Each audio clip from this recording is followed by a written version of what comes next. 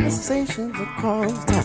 Conversations across time. Conversations across time. Conversations across time. Conversations across time. Conversations across time. Conversations across time. Conversations across time. Conversations across time. Conversations across time. Conversations across time. Welcome to Conversations Across Time, the television show that allows you, the audience, to witness conversations that might have occurred between interesting personalities. Back with us again for the third week, which is a record for us, we have, of course, my co-host and friend, former State Representative Barrett Josephs. Welcome, Babby. Thank you, my pleasure. And seated next to Representative Josephs is Justice Oliver Wendall Holmes. I thank you so much for returning. Thank you for having me. Seated next to Justice Holmes is the legendary and well-respected 19th century poet, Elizabeth Barrett Browning. Thank you so much for returning. It's lovely to be back, thank you. And of course, seated next to Ms. Browning is the legendary poet, rap artist, actor, and social commentator, Mr. Tupac Shakur. Welcome, Mr. Shakur. Thank you for having me back. Wasn't sure y'all were gonna let me back. I appreciate it. Oh no, we aim to have spirited conversation here, so we are most pleased to have you back. I know, let's be, you and I both know the only reason I got to come back on the show is because the host is black, but okay. Oh, no, it's because you're dead. There you are. That stings. That hurts right here. Each bullet hole. Sorry. So what we want to do is we were talking to Justice Holmes about some decisions that he made, and one of the things that we touched a little bit upon was campaign financing. We have so much to cover, but I do know that there was something that you were wanting to say, Representative Josephs, regarding free speech and how money impacts free speech. Well, certainly money, if you equate it with speech, you have a government, which is what we have now, which is run by people who are rich. People who can get together enough money to influence elections. And it's interesting, I suppose, that what Justice Holmes might or might not have found the same way for the Bipartisan Campaign Reform Act, which is what the Citizens United overturned. Well, they overturned part of it, not a lot of it, but they overturned a part of it which allowed anonymous money to flow into some corporations that are making supposed policy decisions, but which really influence elections. It's very interesting how the First Amendment was interpreted in that decision, and there's now a lot of pressure, I think, on Congress to correct that decision legislatively. Yes, Ms. Josephs, I would not be opposed to Congress enacting legislation that would limit speech as far as campaign contributions, but I do object to your talking about rich people governing the country, and that's where we are now.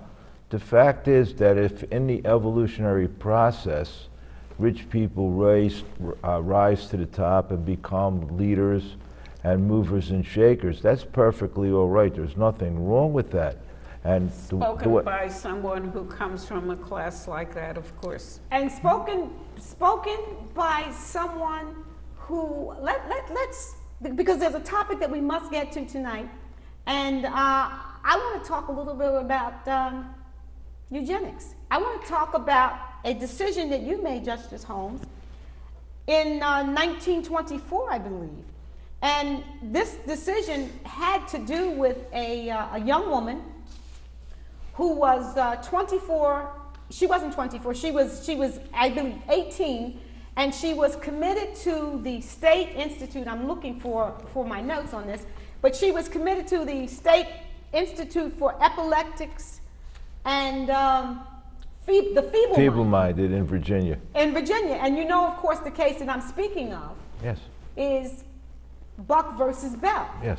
And Carrie Buck was raped. And as a result of the rape, became pregnant, gave birth to and it was determined that her intellect was determined that she was 9 years old in terms of mentally. And her mother was also mentally challenged. And she gave birth to a child.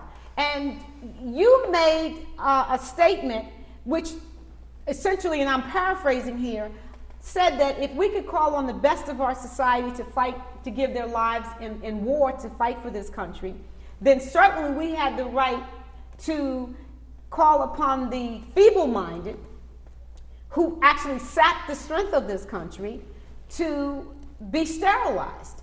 And the quote that you're most remembered for is that because this girl's mother and she and her baby were determined to be feeble-minded, that's the language that they used. I believe that you said that 3 generations of imbeciles is enough. I did say that. Do you know why 3 generations of imbeciles is enough? I'd love to hear your take on that, Mr. Shakur. I'm going to tell you why. Because 3 generations of imbeciles were not the kind of imbeciles that they wanted to exploit. Now, these very same people said that generation after generation after generation of black folks was feeble-minded, but they didn't seem to have a problem with letting black people keep reproducing because black people were free and then cheap labor and then cannon fodder. So that's really what this is all about, which is why I keep trying to tell y'all that none of this shit is real. But go ahead. It is real, but well said. But what I wonder is why make the assumption that somebody, whatever feeble-mindedness is a drag on society. Maybe people like that are here so we can learn to exploit the best part of ourselves. Maybe there's a reason why people are different from each other in many different ways. That's beautiful. And maybe it is not the best idea to make an 18-year-old girl sterile. It's a horrible thing. And what's Horrible interesting thing. about that is that this decision, Justice Holmes, this decision, I mean, it's still on the books in some states. When I was a law student in Delaware, and I graduated law school in 1978, the laws for sterilization was still the law of Delaware. Now, that's not that long ago when you stop and consider. And the way that the attorney for the state described this family, and I wonder how you would feel about this. He described the Buck family as shiftless, ignorant, and from the worthless class of anti-whites. Now this young lady was white, but he is describing, this is counsel for the defendant. He's describing her as from a shiftless and ignorant and worthless class of people. And hang on, and what was her last name? Yeah, that's right. Her last name was Buck. Man, that's perfect. I couldn't have wrote it no better myself. Buck. Buck. I understand. Well, we're missing a point here. First of all, does the state have a right to pass such a law? What right? Certainly not. Why not? For the betterment of mankind, for Why the does betterment that of make it better? Because as I am quoted, as Ms. Crawford quoted me, 3 generations of imbeciles is certainly enough. I don't understand why. I mean, first of all, imbecile is a very loaded word. We're talking about people perhaps who are mentally retarded, but who knows whether they were even that much. If I were since writing, they were so shiftless and trashy to begin if I were with. writing the opinion today, I would have to amend it to say 3 generations of mentally challenged people, but nevertheless, it doesn't you would matter, Makes right? a big difference. But you would reach the same conclusion. Now, what Absolutely. I find interesting, Justice Holmes, this is particularly interesting to me, that this is the theory, eugenics is the same theory that the Nazis used when they were exterminating those people that they viewed as worthless to society. I don't understand. As Nietzsche said, great minds think alike. Man, Oh. okay, so here we go again. I don't know why we keep arguing about this or talking about it even, because I keep trying to explain that we're pretending some things are real that are not real. But I'm gonna let that slide for right now and just focus on this one thing. This is not about the Nazis. It's not about what the rationale was. This is some power shit. In fact, the last time we were here on the other episode, you mentioned Vincent Vinny. The guy, he wears the robe, Vinny. Scalia. Yeah, there you go. Oh, Vincent. Yeah, somebody's cousin. I know he's somebody's cousin. Look here. So You mean Justice Scalia? He's Justice Scalia. Man, You call him Vinny, but that's really insulting. You can call him Justice Scalia if you want to. That motherfucker is the coldest thug of the last 50 years. And he's Shakur, so cold, y'all don't even recognize he's thugging. That's thug life right there all day. I'm not of your generation, but the language in this room is appalling. In my social class, we don't use those type of words. I bet you what. So you trying to say the whole time that you was sitting in the Porcellian Club, you never used no untoward, unsavory language? No, we never did. In the high order of the man, that's bullshit. You can't. You want to hear about Vinny or Justice Scalia, who thinks of himself as a great defender of the First Amendment. You should look at whose First Amendment is he defending. And it is much more likely, I forget the statistic, more than 3/4 more likely that Scalia will support the First Amendment rights of somebody who is speaking from the right, someone who is as conservative as he is.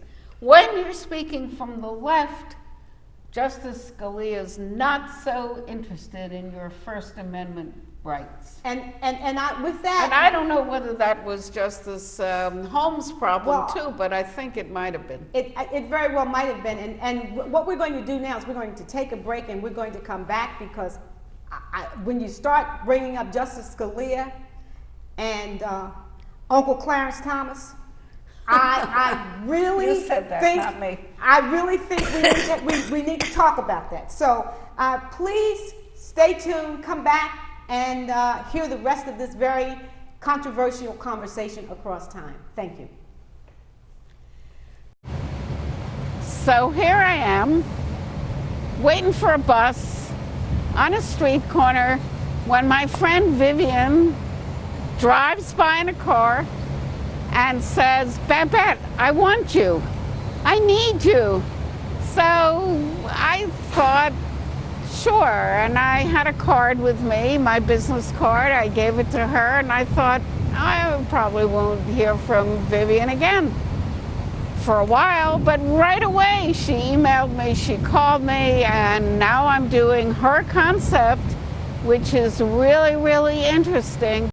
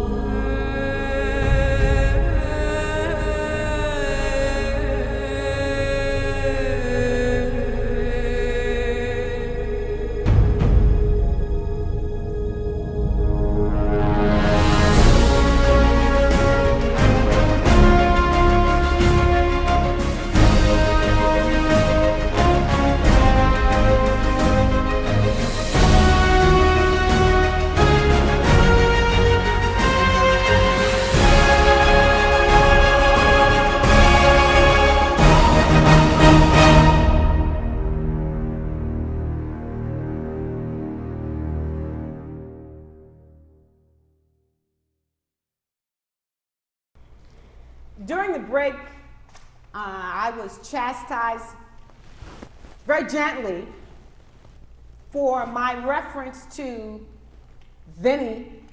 Justice Vincent Scalia, and his sidekick, Uncle Clarence Thomas. Man, fuck Clarence Thomas. First, okay. Young man, please. No, okay. I'm not even. He's I'm a gonna start with justice this. of the Supreme Court. Because hold on a second. You want to be a gentleman. You want to be a gentleman. Let's start here. Let's start here. First off,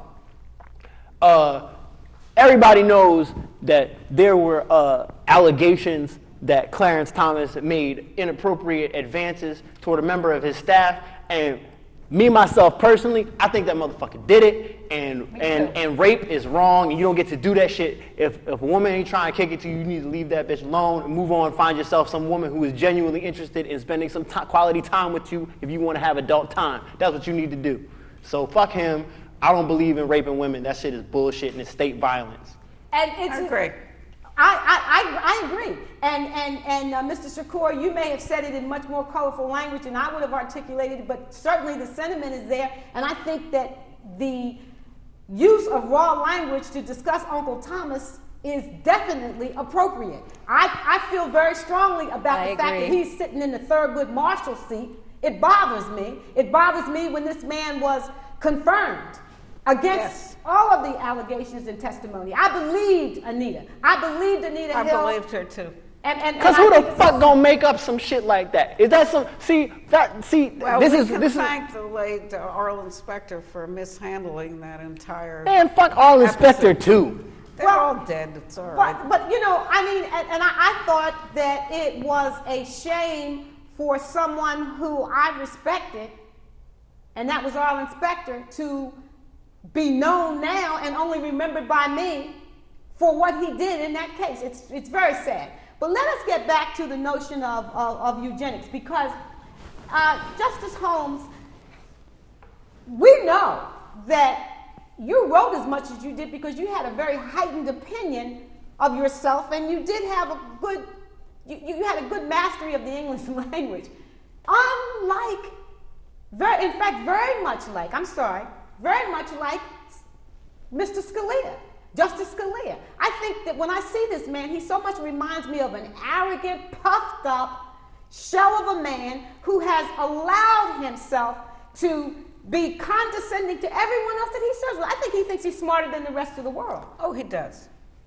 And so, and his opinions are more than most justices, more than most judges, result-oriented. He does not follow any principle that anybody is able to discern.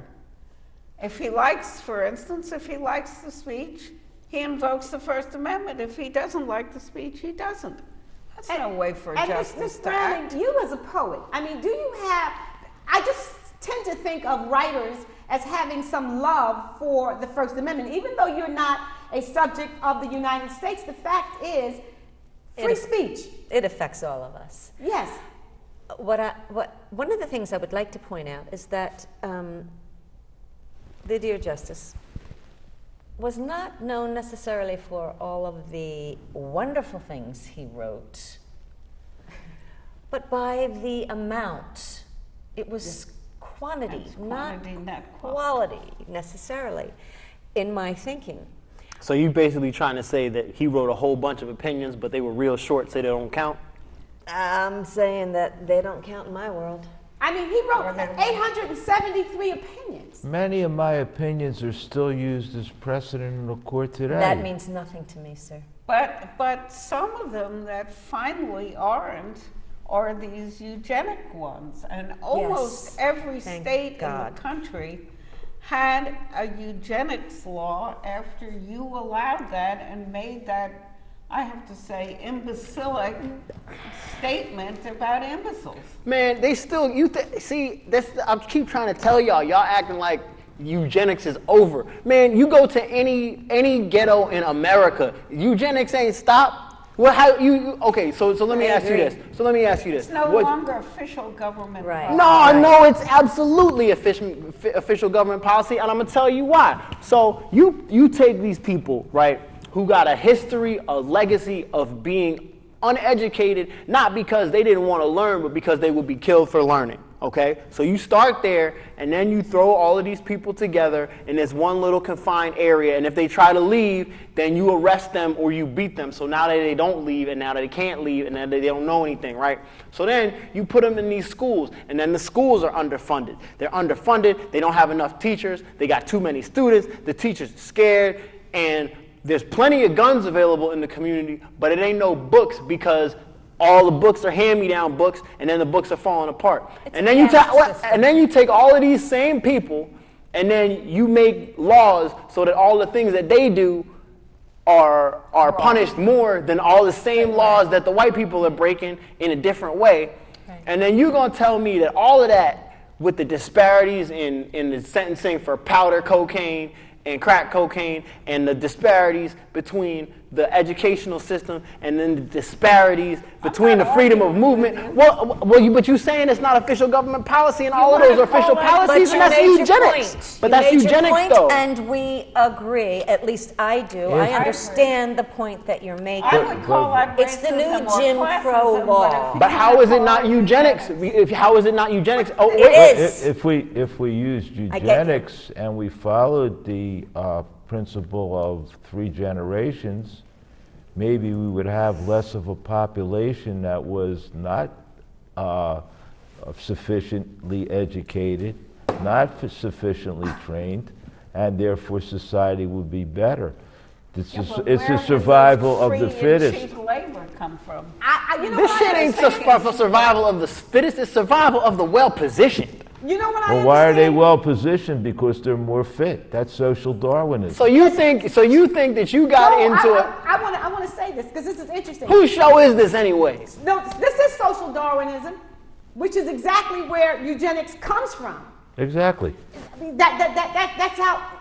This is how this evolved, because William Goodell, who was Charles Darwin's half-cousin, is the one who came up with and named this theory that we're talking about, eugenics. So you're absolutely correct. And what I have to say, Mr. Shakur, is that I believe, I certainly know, I agree with you. I hear exactly what you're saying, and I recognize that perhaps you say it in ways that inflame. But the reality is nevertheless true. I'm just trying not to waste time. If you tell me, okay, fine. Then tell me what eugenics is. First, tell me what eugenics is, and then tell me how it ain't eugenics. What is eugenics? What is that? She just agreed with you. It don't matter, but what is it, though? We're eliminating from procreation the most unfit in society. If the state,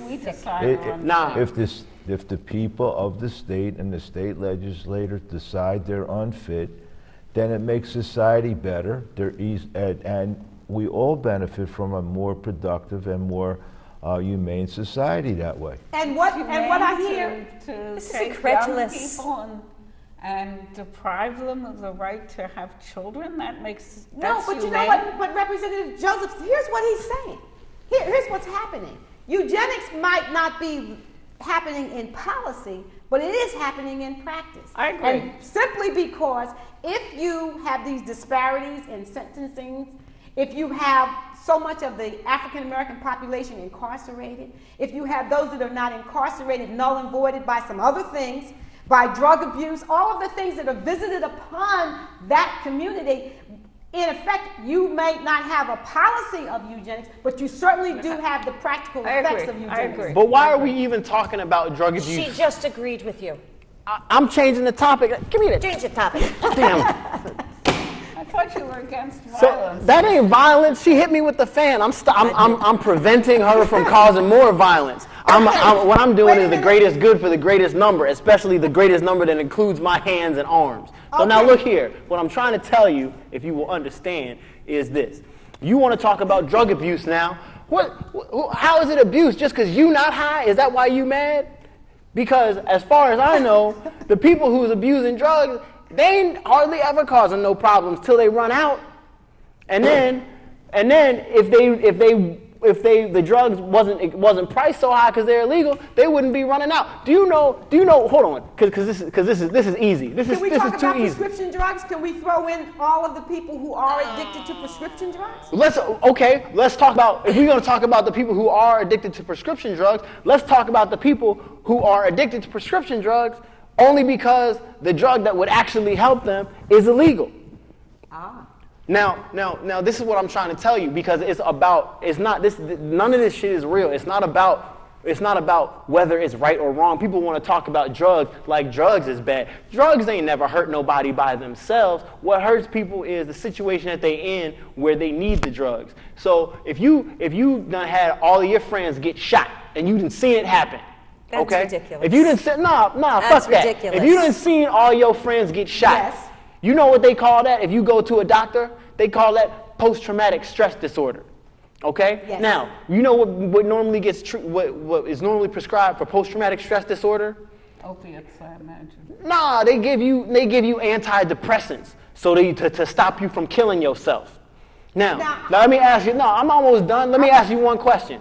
You ever heard of a motherfucker who smoked some weed and then killed himself? Did that ever happen? You know, what's the side effects? What's the side effects for the antidepressant drugs? You know what they are? Depression.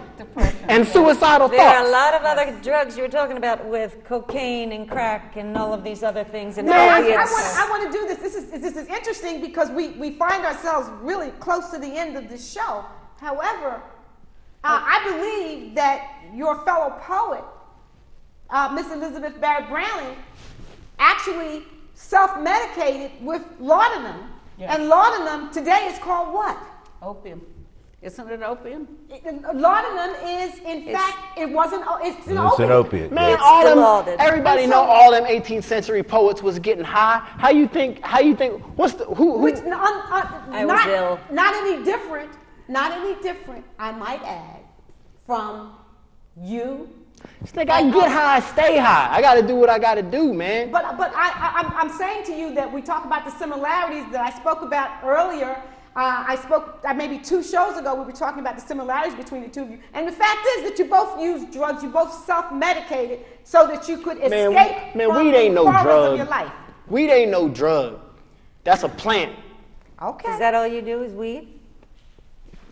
Listen, you want to meet up after the show? We can talk all about it. But we did have in many, many states official government policies to sterilize people who we thought were unfit, and fortunately, that part of it has gone away. And so Most places. What we find. I'm sorry to see that.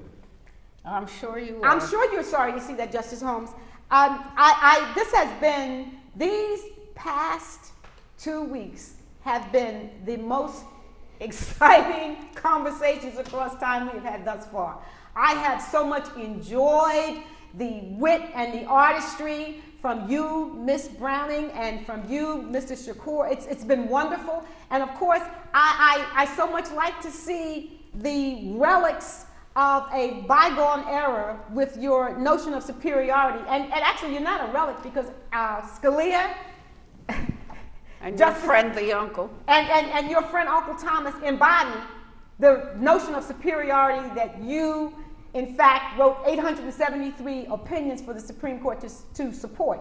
So I would invite you back another time, but I dare say I don't know where the conversation across time would lead us. All right, so listen. Thank you so much. Before we go, because she's going to kill me if I don't do this, let me just give a shout out to my baby Jada. I see you and Will. I appreciate y'all. Y'all doing it real big, and I just want you to know that's my homegirl from Baltimore all the way back. Jada. Love you, baby. Jada Pinkett. We love her. And so this has been Conversations Across Time. Please join us next week for another interesting and controversial conversation across time. Thank you.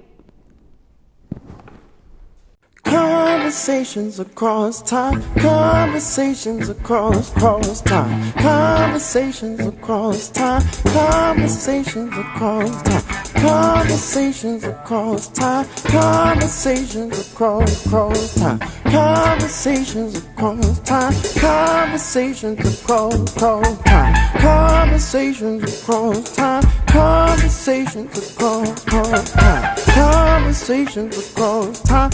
conversations across time, conversations across time, conversations across time, conversations across time, across time, conversations across time, conversations